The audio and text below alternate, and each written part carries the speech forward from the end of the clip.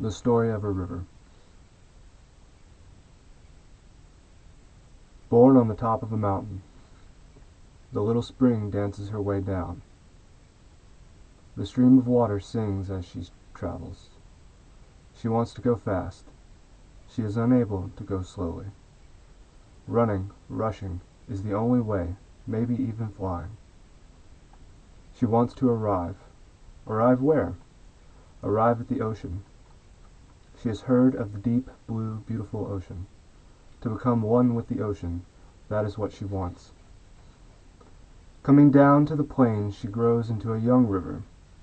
Winding her way through the beautiful meadows, she has to slow down. Why can't I run the way I could when I was a creek? I want to reach the deep blue ocean. If I continue this slowly, how will I ever arrive at all? As a creek, she was not happy with what she was. She really wanted to grow into a river. But as a river, she does not feel happy either. She cannot bear to slow down. Then, as she slows down, the young river begins to notice the beautiful colors reflected in her water.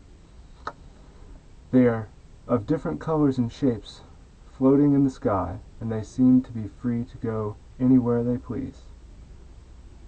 Wanting to be like a cloud, she begins to chase after the clouds, one after another. I am not happy as a river. I want to be like you, or I shall suffer. Life is really not worth living. So the river begins to play the game. She chases after clouds. She learns to laugh and cry.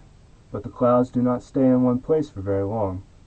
They reflect themselves in my water, but then they leave. No cloud seems to be faithful. Every cloud I know has left me. No cloud has ever brought me satisfaction or happiness. I hate their betrayal. The excitement of chasing after clouds is not worth the suffering and despair. One afternoon, a strong wind carried all the clouds away. The sky became desperately empty. There were no more clouds to chase after. Life became empty for the river. She was so lonely she did not want to live any more. But how could a river die?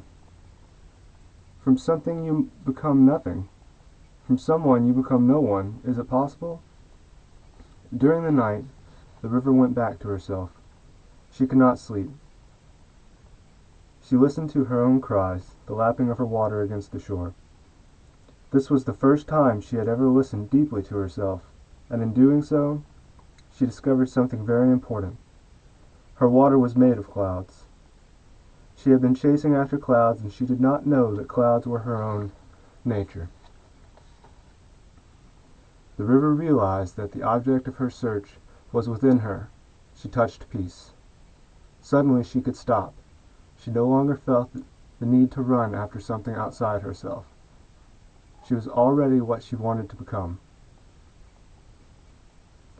The peace she experienced was truly gratifying, and brought her a deep rest, a deep sleep. When the river woke the next morning, she discovered something new and wonderful reflected in her water, the blue sky. How deep it is, how calm! The sky is immense, stable, welcoming, and utterly free. It seemed impossible to believe that this was the first time the river ever reflected the sky in her water. But that is true, because in the past she was interested only in the clouds, and she never paid attention to the sky. No cloud could ever leave the sky. She knew that the clouds were there, hidden somewhere in the blue sky. The sky must contain within itself all the clouds and all the waters. Clouds seem impermanent, but the sky is always there as the faithful home of all the clouds. Touching the sky, the river touched stability, touching the ultimate. In the past, she had only touched the coming, going, being and non-being of the clouds. Now she was able to touch the home of all coming, going, being and non-being. No one could take the sky out of her water anymore. How wonderful it was to stop and touch! The stopping and touching brought her true stability and peace. She had arrived home. That afternoon, the wind ceased to blow. The clouds came back, one by one. The river had become wise. She was able to welcome each cloud with a smile. The clouds of many colors and shapes seemed to be the same, but then again, they were no longer the same for the river. She did not feel the need to possess or chase after any particular cloud. She smiled to each cloud with equanimity and loving kindness.